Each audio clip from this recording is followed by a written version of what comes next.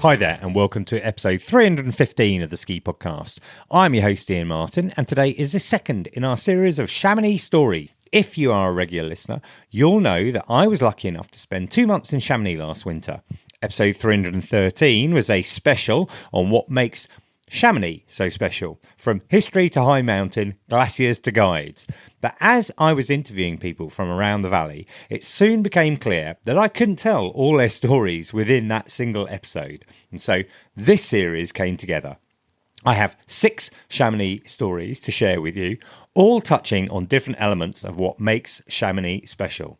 In episode 314, we met Chamonix-based freeride ski brand Zag Skis, and today we have a complete gear shift as we're moving off the mountain to find out about a unique project that blends stunning natural locations in Chamonix with mindfulness and dancing. Silent Sessions is a project run by Chamonix local Katy McInnes. So let's sit back and listen to the second of our Chamonix stories. Right, I'm delighted to be joined today by Chamonix local Katy McInnes, described on your own website as a musician, dancer, restaurant owner and events planner turned yoga teacher. Quite that covers everything, right? Some people might call that a Swiss Army knife. I think that when you live somewhere like Chamonix, you need to have a multitude of skills in order to survive the ever-changing community and life that is here. So, yeah, that's how my life's evolved here. Cool. Well, it's been very interesting meeting lots of people from Chamonix during my time here. And I wanted to invite you onto the podcast to discuss your fantastic Silent Sessions events that you run in Chamonix. And I was lucky enough to join you for one of those. And we'll talk about that in more detail later on. But I wondered perhaps if we could start by letting listeners know how long you've been in Chamonix and what brought you here. Yeah, well, I did that classic thing of going for a gap year when I was 18 and I ended up in Chamonix. There was a Canadian guy that was opening a bar here.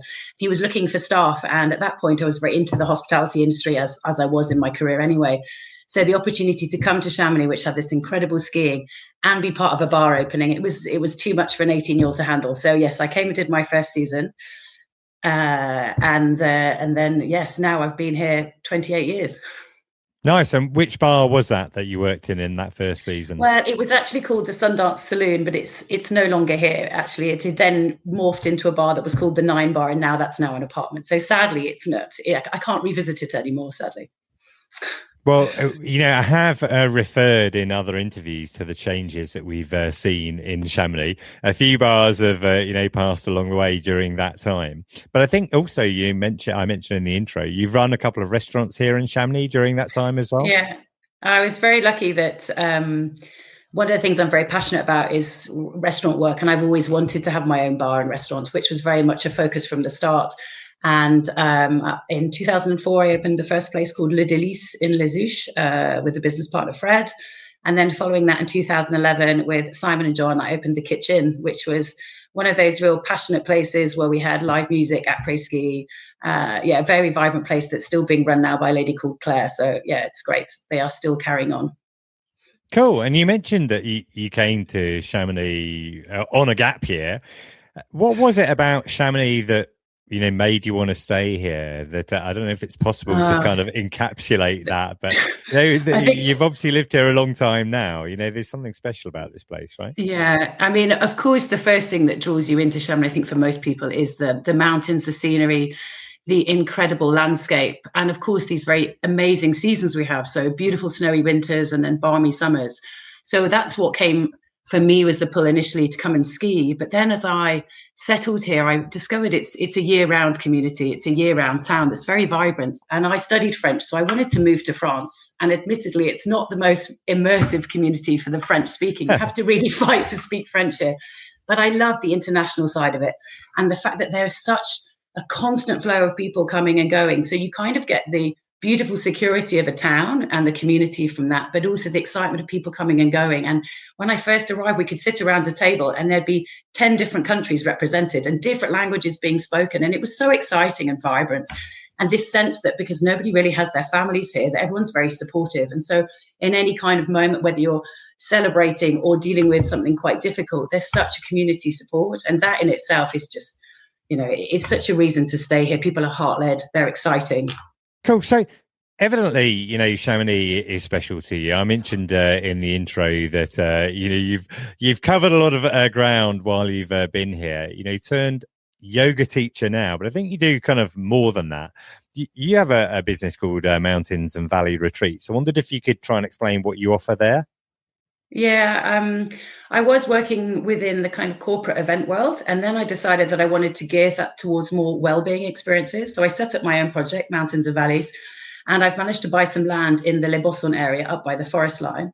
And I have a project to build a house to run retreats and experiences there. And in the meantime, while the house is being built, I've been working from a yurt tent and just out in nature, running classes, workshops, and these wonderful wild dances that I've been doing with silent sessions.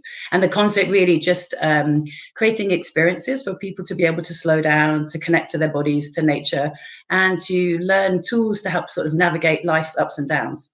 You mentioned silent sessions. I mean, let's talk about that, because that's how we came across each other, although it turns out we know many people in common in the Chamonix Valley. I wondered perhaps if you could explain to listeners, what we're talking about in relation to silent sessions. So Silent Sessions is a company that's been set up by my dear friend Jenna. She's got 100 headsets and has this beautiful concept where you take a group of people out into nature and you put on the headsets and you are led and guided through an immersive sound journey.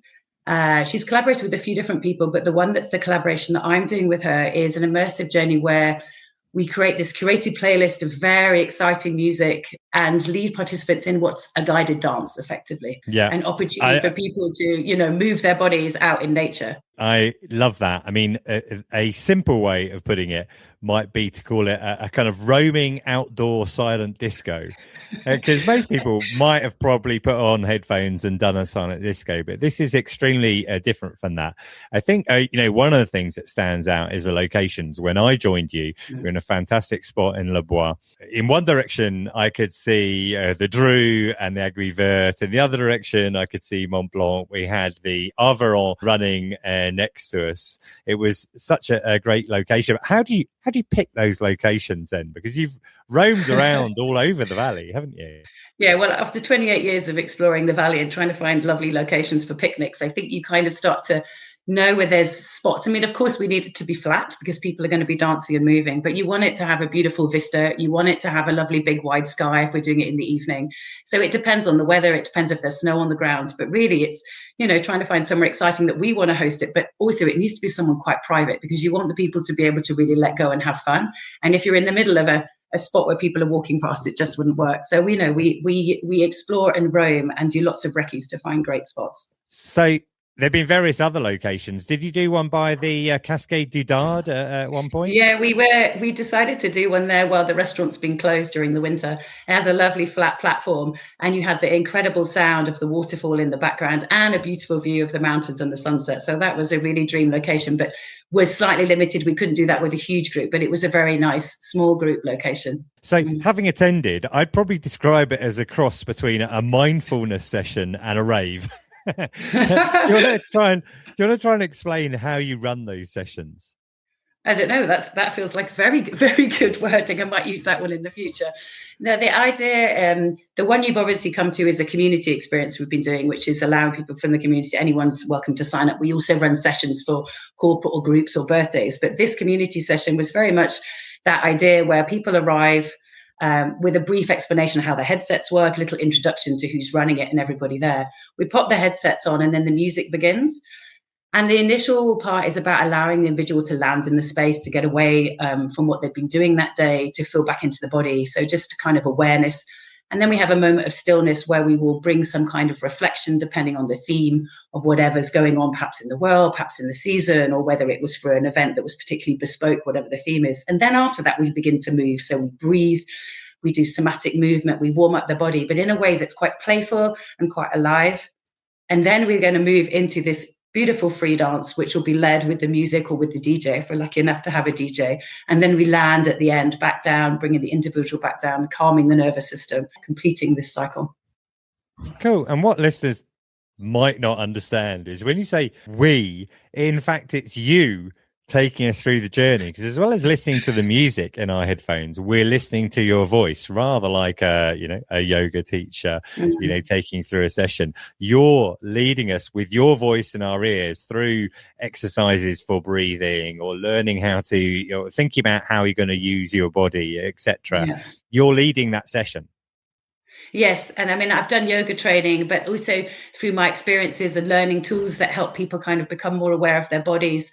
Yeah, giving people cues, allowing them to feel the music, but also be led a little bit. I think that really helps in these kind of sessions. But I do say we, because there's Jenna, who is organizing the event, who's running the headsets. And also recently we've been collaborating with Andre, the DJ from Criticala, who's running the DJ sound journey as well. So yes, I am guiding it, but there is a team of us making the whole experience happen, making it complete, so that the individuals feel very held and very safe, and also, immersed in this beautiful sound journey. Cool. What I really liked about it was very non-judgmental. There's no right or wrong way. And it's a cliche, but it literally was an environment where you felt you could dance like no one was watching. Yeah, and that's exactly what we're hoping for. I mean, I do, at the beginning of every session, I try and subtly weave in the guidelines effectively to make sure people feel that they're safe, that anything that they do or share won't be shared in public, and that people can respect each other's journeys. It's really a space where people can drop their social masks and have fun. We spend so much of our lives trying to be, or having to feel like we should be or do something. And this space is just for having fun. So, yeah. I'm glad you felt that. Well, I can highly recommend it. It's a completely unique way to connect with Chamonix, I think, and a chance to observe nature and to feel physically free to the sound of, great tunes at the same time. I think that connecting with nature part of it is a really important element. You mentioned that earlier in relation to your location in Boston. Yeah, I think that taking that time at the beginning to allow the individual to land in whatever spaces and bringing the attention to whether it's the sky or the trees or the mountains or the rocks, and connecting to your body in that space. And obviously we have such stunning scenery here that it's obviously lends itself to that experience. And then to be able to dance to music whilst being so immersed and surrounded by such incredible nature. Yeah, that's the very unique part of the experience, I feel.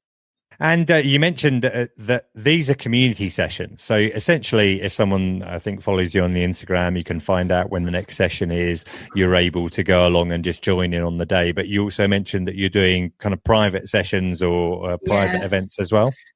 Yeah, the idea is that these kind of journeys we're creating could be completely bespoke or tailored to a group. I'm doing actually a 50th birthday in a couple of weeks, and the music will be very party and 80s led, perhaps all her favorite tracks. And so we will create the playlist around what she would like to experience. And of course, guiding and bringing the group together as a birthday energy, it's a very different theme to play with, but we could also be running that for corporate. It could be a team building exercise. It could be a celebration. So anything really can be worked with the group, as long as we know what they're trying to achieve from the session, and people can suggest the music, and then we can work with our DJ. Andre can play whatever music, whatever style people are looking for. And so, yeah, it's a curated experience on many levels. Cool. And how often do the silent sessions take place? The community ones we're running about once a month. Sometimes we run them twice a month if there's particularly great conditions, but all of those will be announced. You can follow us on socials. There's Mountains and Valleys Retreats, there's the Silent Session Chamonix, but also there's the Silent Sessions website. So there's plenty of ways for people to find out about it. And we've also got WhatsApp groups that people can join if they're not on social media. So loads of opportunity to keep up to date with what we're doing. Cool. Well, that's brilliant, Katy. I will put links to all of those in the show notes so people can find out more. And, just to kind of summarize, I would highly recommend it. If you're coming to Chamonix, probably coming here to, go skiing or to go hiking or something like this.